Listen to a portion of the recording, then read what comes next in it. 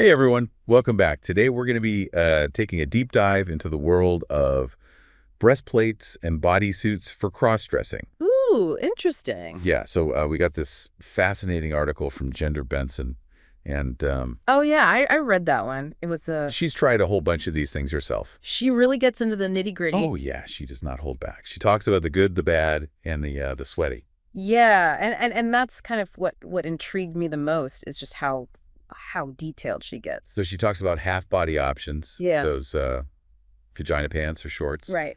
and then full bodysuits, so like the whole 9 yards. Yeah, you would think those would be super comfortable, but You would think. not always the case. Yeah, there's some interesting stuff in here about sagging parts and also the whole like catheter situation. Yeah, that was a surprise for me for sure. It's a deep dive.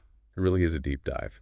So Jen starts out talking about how far things have come. Right. Like she talks about how people used to stuff bras with socks or balloons. Oh yeah, I remember reading that too. And it's just amazing to think how far We've come along with the these. technology has come to create these really realistic, Right. transformative products. Yeah, and I think what's interesting here is that it really shows that drive for realism and the desire to really create a complete transformation. It's not just about individual breast forms anymore. Right, exactly. It's like a whole package deal now. It's like a full Full embodiment. right? Yeah. So let's start with those half body options, those breastplates. What did she have to say about those? Well, so she said that they were a lot easier to put on than a full bodysuit, which I mean makes sense. Right. Yeah. But one thing that she mentioned that I thought was interesting was that they do offer that braless look that you can't really achieve with traditional breast forms. Okay, yeah. So think about the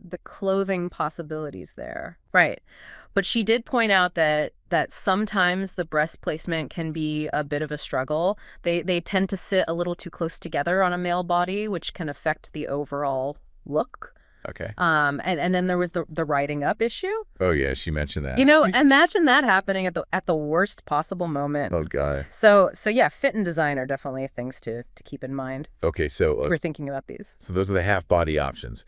Now let's talk about those I don't know what's the best way to say this? Yeah. Vagina pants. Vagina pants or shorts. Shorts. Yeah. Jen gets pretty frank here discussing the whole like peeing situation. Yeah. And she even mentions external catheter options. Yeah. That's getting serious. Right. But I mean, it really highlights a key consideration here, which is, how long can you wear these things? Mm-hmm. And how do you manage those essential bodily functions? Right. And she says that sagging is a recurring issue, even with these lower body options. Mm.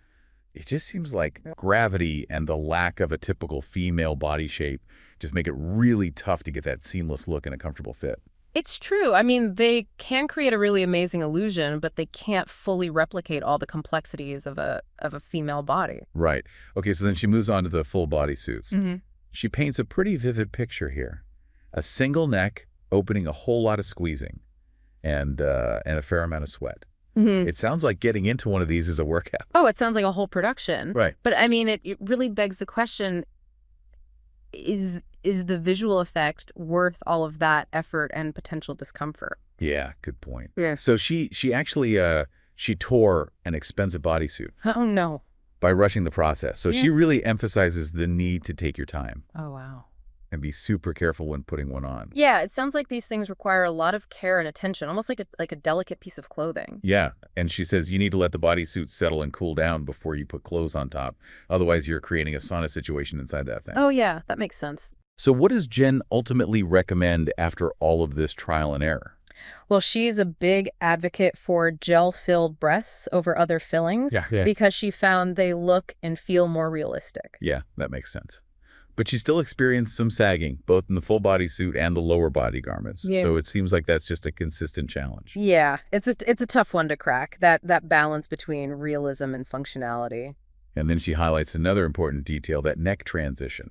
Right. Apparently, you got to carefully blend it using makeup or clothing or accessories to create that seamless look. Yeah, all those little details really add up. And then she talks about clothing choices, how the thickness of a bodysuit can impact how your clothes fit. Yeah. So you might need to size up. It's like a whole other layer of fashion. Totally. And she ended up favoring sleeveless bodysuits or even swimsuit-style options for easier access and adjustment. Yeah, that makes sense. It's about finding that sweet spot between the transformation and what you can comfortably manage in daily life. So now let's talk about the cost. These things can get pretty pricey, Oh, yeah. especially the full bodysuits. We're talking a range from a few $100s to over $1,000. That's a serious investment. So Jenn really cautions against those cheap knockoffs, especially from online aggregators. Yeah, you really do get what you pay for. And then she has a great tip. Sign up for mailing lists to catch those discounts. That's a good idea. But even with discounts, there's still the risk of damage, right? Always. She really emphasizes that you got to be prepared for the possibility of tearing or ripping your bodysuit, even with careful handling. That's a good point. It's a reality check for sure. So we've covered a lot of ground here. What stands out to you so far? Well, I think what's fascinating is how Jenn's journey really reflects this broader trend in the cross-dressing community, this pursuit of authenticity and realism. And we see it in the development of these new materials, the attention to detail, the willingness to invest time and money to achieve that convincing transformation. Yeah, and it's not just about the look. She talks about how these garments make her feel. She mentions those gel-filled breasts. Even though they might be heavier, she says they feel more natural and sag in a way that mimics real breasts. Yeah, that's so interesting. The tactile experience, the way the garment feels, plays a huge role in achieving that convincing transformation. It's not just about fooling the eye, it's about feeling the part, too. It's like a whole other level of Embodiment. yeah. Yeah. Okay, well, let's take a quick break, and then we'll come back and we'll talk about some of the other aspects of Jenn's journey and what it all means for anyone who's thinking about exploring these options. Sounds good. It really is amazing how those little details can really make a difference. But I gotta talk about those lower regions. Yeah. Jenn is really candid when she talks about the challenges of vagina pants and navigating those bathroom breaks. Oh, yeah, that's where the practicality really comes in, If you're thinking about those lower body options, comfort and convenience are key, especially if you're going to wear them for, a longer period of time. Right. And she even mentions exploring external catheter options. Wow. Yeah, that's commitment. Right. Yeah. So, she really goes there. And as with the breastplates and the bodysuit, she found that sagging is a real issue with those vagina pants, too. It's that gravity and the lack of a, typical female body shape just make it tough to get that realistic and comfortable fit. Yeah, you would think they would figure that out by now, but... Right. You'd think so. Yeah. It seems like there's room for innovation there. Yeah, not sure. So, okay, so then we move on to her experience with the full bodysuit. And... oh my gosh, she really makes it sound like a workout just getting into the thing. I was going to say, it sounds like a whole process. She talks about squeezing through that single neck opening and just like struggling to get everything in place and sweating a lot. Oh, yeah. I can only imagine. And she really stresses that patience is key. She actually tore one of her expensive bodysuits by trying to rush the process. Oh, no. So yeah, slow and steady wins the race with these things. You really got to be careful with them, it sounds like. And then she says you have to let the bodysuit settle and cool down before you even think about putting clothes on top. Oh, that makes sense. You don't want to be, basically cooking yourself in there. Yeah, basically. So she also mentions the neck transition. Apparently that can be a dead giveaway if you don't cover it up with makeup or clothing or accessories. Right. All those little details are so important. Yeah. And then she talks about how the thickness of the bodysuit can affect how your clothes fit over it. Oh, interesting. So you might need to size up or think about different styles. It's like a whole new wardrobe challenge. Totally. And she actually ended up preferring the sleeveless bodysuits or even swimsuit style options just for easier access and adjustment. Yeah, it's practical. So, okay, now let's talk about the elephant in the room, the cost. These things can get really expensive, especially those full bodysuits. Yeah. We're talking hundreds of dollars.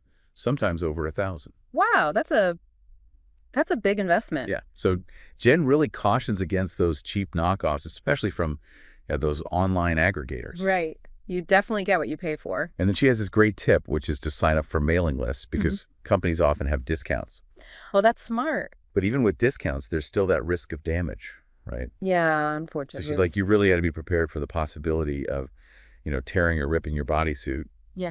Even if you're careful. It's a delicate balance. So it's interesting because Jenn ultimately decided to go back to traditional breast forms for most of her cross-dressing. So what do you think led her to that decision? Well, I think for her, the comfort and convenience of those traditional breast forms just outweighed the allure of that, full body transformation. That makes sense. It's all about finding what works for you and your level of comfort. Exactly. And I think Jenn's story just really highlights how personal this whole journey is and how there's no one right way to do it. It's all about finding what makes you feel your best. And that's what makes her insights so valuable. She's so open and honest about her experiences, both the good and the bad. It's refreshing. And I think it really helps to demystify this whole world for people who are curious about it, but maybe a little intimidated. Absolutely. It's like having a friend who's been there and done that to guide you along the way. Okay, so let's talk about some resources for people who want to learn more about breastplates and bodysuits. All right. It really is. And it can be kind of daunting to figure out where to even start if you're thinking about trying these things out. Oh, absolutely. It can be a little overwhelming. So where would you even begin your research? Well, I think online forums and groups dedicated to cross-dressing are a great starting point. Yeah. You can find so much information there from people who have, actually tried these things. Hey, for people who've been there. Yeah, exactly. And they're usually happy to share their experiences and their insights, and you can ask questions. Right, so it's kind of like tapping into that collective wisdom of the community. Exactly. And it's also a good way to get a sense of, what different options are out there. Okay, so are there any specific websites or retailers that you would recommend? There are a bunch of reputable retailers out there who specialize in these kinds of garments. Okay. I would definitely recommend doing some research online, reading reviews, comparing prices. Mm-hmm. And there are also a lot of tutorials and fitting guides out there that can be helpful. That makes sense. Yeah. And what about those online aggregators that Jenn cautioned against? Yeah, I would definitely be wary of those. Okay. You might think you're getting a bargain, but the quality can be really hit or miss. Right. And you might end up with something that doesn't fit well or falls apart easily. Yeah, that would be a bummer. So let's say you've done your research, you found a retailer you trust, you're ready to take the plunge. What advice would you give to someone buying their first breastplate or bodysuit? Take your time. Don't rush into it. Right. Really read those reviews, compare prices, think about what features are important to you, and make sure you measure yourself carefully. Oh, yeah. That's a good point. Refer to those sizing charts. A good fit is essential. For everything. Right? For everything. For comfort, for the look. For sure. So once you've got your new garment, what are some things to keep in mind when you're, trying it on for the first time and maybe wearing it out? Well, patience is key. Okay. Especially with those bodysuits. Okay. Remember Jen's story about tearing hers because she was rushing? Oh, yeah. So give yourself plenty of time to get dressed and be really gentle with the material, Don't yank or pull on it. It sounds like it's almost like a ritual. It is. It's like a transformation. Yeah, that's a good way to put it. So so for anyone out there who's, maybe feeling a little intimidated by this whole world, what would be your biggest piece of advice? I would say don't be afraid to explore and experiment. Okay. These garments can be really powerful tools for self-expression and transformation. Right. And the journey itself can be so rewarding. Yeah. And there's a whole community out there that's really supportive and welcoming. Exactly. And there's no right or wrong way to do this. It's your journey. It's your transformation. That's a great point.